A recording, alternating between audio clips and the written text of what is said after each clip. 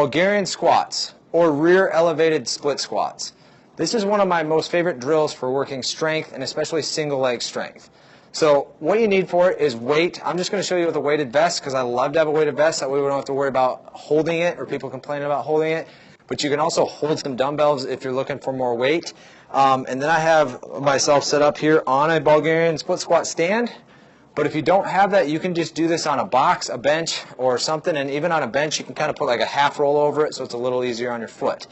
But if you have this, this is great.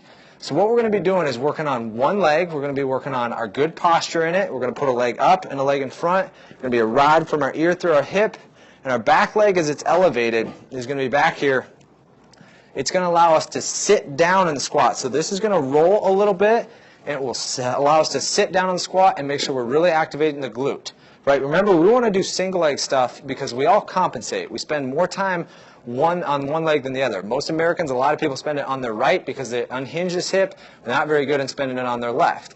So when we do a bilateral squat, we usually use one leg more than the other, and also we have other deficiencies that are going on. Think about an athlete. You're spending most of the time on one leg, and we want to focus on that strength. So then, hey, if we're compensating or we're spending more time on one leg, now we're really going to isolate that, and that leg's going to start to get stronger. So as I get in the position here, one leg in front, one leg behind, I'm just going to stay flat on my foot. I want to make sure I'm far enough out. If I'm too far underneath myself or too far out, if I'm too far underneath, my knee's going to go over my toe, and if I'm too far out, it's going to stretch my hip flexor way too much. I'm probably not going to be able to hold it. So just finding that nice, comfortable position where you can sit down into it. Remember, we're being that rod from our ear through our hip, and now we're going to go down, arms out in front, work on that balance. We go down, and then we squeeze right here, butt to stand up, and then you're going to see we're going to work a little bit of stability and balance through that because you're only on one leg. So not only are you working the strength, but now you're working that more dynamic movement where you have to stabilize and you have to balance as you activate those muscles. So I do this with my athletes every week. We progress and work up on weight.